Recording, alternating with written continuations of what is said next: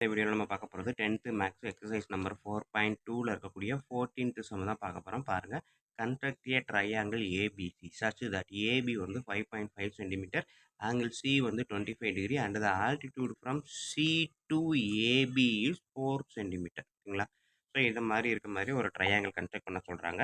So first இதுக்கான rough diagram வரைஞ்சிக்கிறேன். நான் ஏபிசி ட்ரையாங்கிள் கிரியேட் பண்ணிவிட்டு ஏபி வந்து 5.5 சென்டிமீட்டர் இருக்குது. ஓகேங்களா? ஏபி வந்து 5.5 சென்டிமீட்டரு. அதுக்கப்புறம் ஆங்கிள் சி வந்து 25 degree, altitude from C to AB வந்து 4 சென்டிமீட்டர். அதுக்கு ஒரு பேர் டின்னு வச்சுக்கிறேன், இந்த பாயிண்ட்டுக்கு பேர். ஓகேங்களா? ஸோ இதைத்தான் இப்போ கன்ஸ்ட்ரக்ட் பண்ண போகிறேன். ஸோ இதை வீடியோவாக நம்ம பார்க்க போகிறோம். பார்க்குறதுக்கு முன்னாடி நம்ம சேனலில் இது வரைக்கும் சப்ஸ்கிரைப் பண்ணாமல் இருந்தாலோ இல்லை இதுதான் ஃபஸ்ட் டைம் பார்க்குறதா இருந்தாலும் சரி தான், தயவு செய்து சப்ஸ்கிரைப் பண்ணியிருக்கேன். அப்படியே பக்கத்தில் பெல் ஐக்கான் இருக்கும், அதையும் கிளிக் பண்ணியிருக்கேன். இப்போ வாங்க நம்ம கிளாஸ்க்குள்ள. ஃபஸ்ட்டு எடுத்தோடனே ஏபி வந்து 5.5 சென்டிமீட்டர் இருக்கிற மாதிரி நான் ஒரு ஸ்ட்ரெயிட் லைன் வரைஞ்சிக்கிறேன். ஓகேங்களா?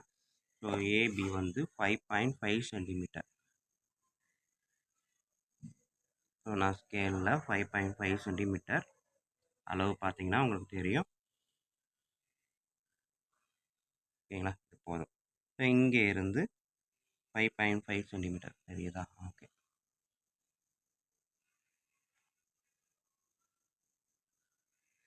So 5.5 centimetre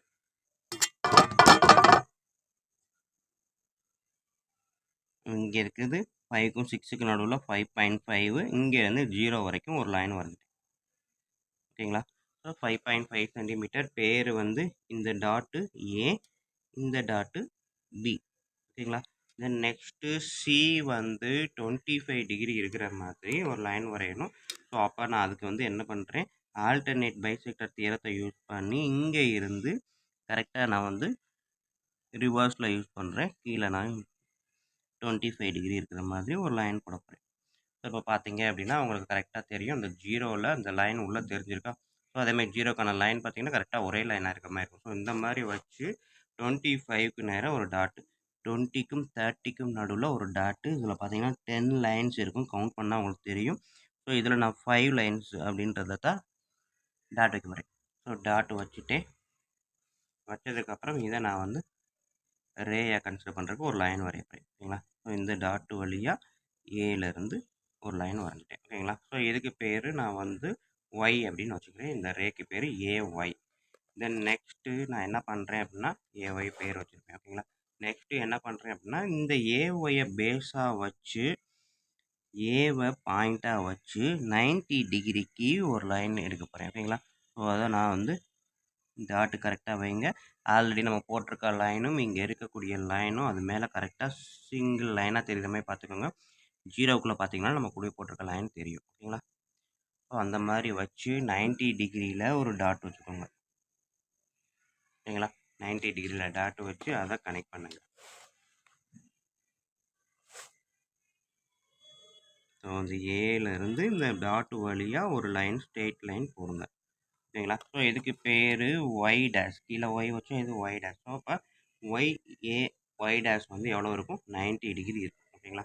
then next angle bisector தியரத்தை யூஸ் பண்ணி பெர்பெண்டிகுலர் பைசெக்டர் தியரத்தை யூஸ் பண்ணி ஏபியை கரெக்டாக ரெண்டாக பிரிங்க. ஸோ பாதிக்கு மேலே கம்பஸில் அளவு எடுத்திருக்கேன். அதே அளவை வச்சு 2 சைடும் மேலேயும் கீழேயும் ஆர்க்கு வைக்கிறேன். ஸோ அப்படி ஆர்க்கு கட் பண்ணக்கூடிய அந்த இடத்த தான் டாட்டு வச்சு மேலேயும் கீழேயும் டாட் வச்சு கரெக்டாக அந்த டாட் வழியாக ஒரு லைன் ஸ்ட்ரெயிட் லைன், அந்த ஸ்ட்ரெயிட் லைனு கரெக்டாக நம்ம இந்த போட்ட கூட இந்த ஏஒய் ரேயை கட் பண்ணுற மாதிரி லைன் போடணும். ஓகேங்களா? ஸோ கட் பண்ணுற மாதிரி லைன் போட்டு அந்த கட் பண்ணக்கூடிய அந்த இன்டர்செக்ட் பண்ணக்கூடிய அந்த இடத்துக்கு பேர் ஓ அப்படின்னு பேர் வச்சுட்டேன். தென் நெக்ஸ்ட்டு நான் என்ன பண்ணுறேன் அப்படின்னா இந்த ஓவில் காம்பஸ் எடுத்துக்கோங்க. ஓவை சென்ட்ரு பாயிண்ட்டாக வச்சு ஓஏவை ரேடியஸாக வச்சு, ஓகேங்களா, ஓவை சென்ட்ரு பாயிண்ட்டாகவும் ஓஏவை ரேடியஸாக வச்சும் ஒரு சர்க்கிள் வரைய போகிறேன். ஸோ அது பார்த்தீங்க அப்படின்னா ஓபிக்கு அது சென்ட்ரு பாயிண்ட்டாக வரும். ஓகேங்களா? ஸோ அது மட்டும் இல்லை, கீழேயும் நம்ம கம்ப்ளீட் பண்ணிடுங்க. கண்டிப்பாக நம்மளுக்கு பெரிய சர்க்கிளாக தான் வரும். ஓகேங்களா? ஸோ எனக்கு இடமே பத்தலை, ஜூம் இன் பண்ணதுனால உங்களுக்கு தெரியல. இப்போ ஜூம் அவுட் பண்ணிட்டேன். ஓகேங்களா? இப்போ பார்த்தீங்கன்னா லைனை தாண்டி போயிடுச்சு. ஸோ அதனால ஒன்றும் ப்ராப்ளம் கிடையாது. இதுக்கப்புறம் நான் வந்து என்ன சொல்கிறாங்க, ஆல்டிடியூடு சியில் இருந்து 4 சென்டிமீட்டர் ஹைட்டுக்கு ஏபியில் டீன்ற இடத்துல வைக்கணும் அப்படின்னு சொல்லியிருக்காங்க. ஓகேங்களா? ஸோ அப்போ 4 சென்டிமீட்டர் அப்படின்றப்ப காம்பஸ் எடுத்துக்கோங்க.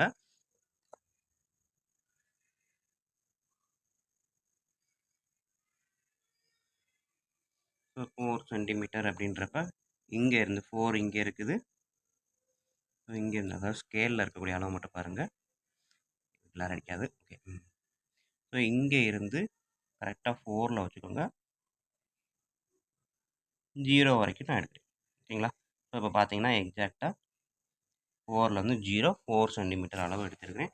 ஸோ அதை இந்த இடம், இந்த பாயிண்ட் பெர்பெண்டிகுலர் லைன் வெட்டுது இல்லையா? ஸோ இந்த இடத்துக்கு பேர் நம்ம என்ன வச்சுருக்கோம், டி. அப்போ இந்த இடத்துல டீன்ற பாயிண்டில் நம்ம இங்கே எடுத்திருக்க இந்த 4 சென்டிமீட்டர் அளவை டீன்ற பாயிண்ட்லேருந்து ஒரு ஆர்க்கு அந்த பெர்பெண்டிகுலர் லைன்லேயே போட்டுருங்க. ஓகேங்களா? ஸோ இப்போ அந்த ஆர்க்கு பெர்பெண்டிகுலர் லைன் போட்டிருக்கோம் இல்லையா, அதன் வழியாக இந்த ஏபிக்கு பேரலாக ஒரு ஸ்ட்ரெயிட் லைன் போடுங்க. ஓகேங்களா? இதை வெட்டுற மாதிரி. இப்போ பார்த்தீங்கன்னா இந்த பேரலல் லைனு ஸ்ட்ரெயிட் லைன் தெரியும் உங்களுக்கு. ஓகேங்களா? ஸோ இந்த ஏபிக்கு பேரலாக இந்த ஸ்ட்ரெயிட் லைன் வருது. இந்த ஆர்க்கில் கரெக்டாக டச் பண்ணுற மாதிரி நான் போட்டிருக்கேன். ஓகேங்களா? கரெக்டாக சென்டர் பாயிண்டில் டச் பண்ணுற மாதிரி போட்டிருக்கேன். இந்த பாயிண்ட்டுக்கு பேர் தான் சி. ஓகேங்களா? ஸோ இந்த சியை நான் என்ன பண்ணுறேன் அப்படின்னா ஏவோட கனெக்ட் பண்ணுறேன். ஓகேங்களா?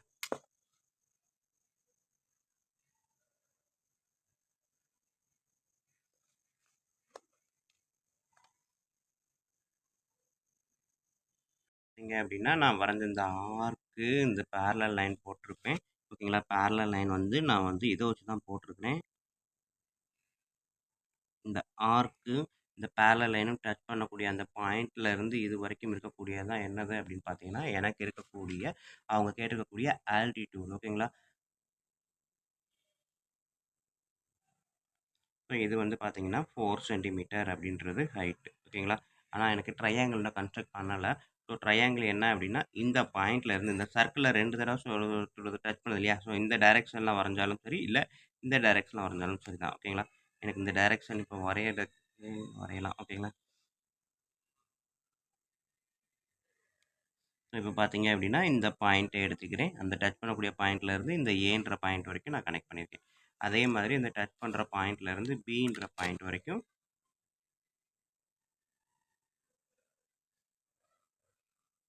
நான் கனெக்ட் பண்ணுறேன். ஓகேங்களா?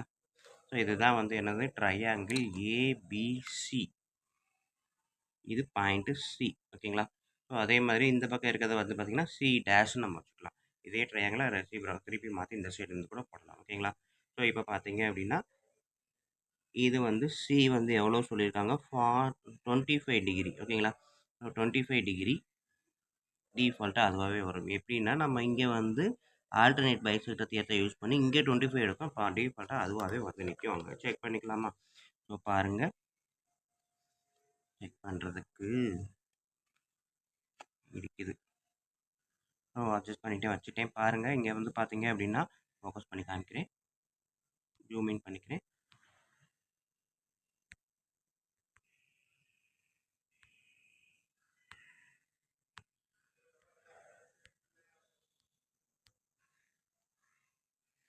இப்போ பார்த்தீங்க அப்படின்னா உங்களுக்கு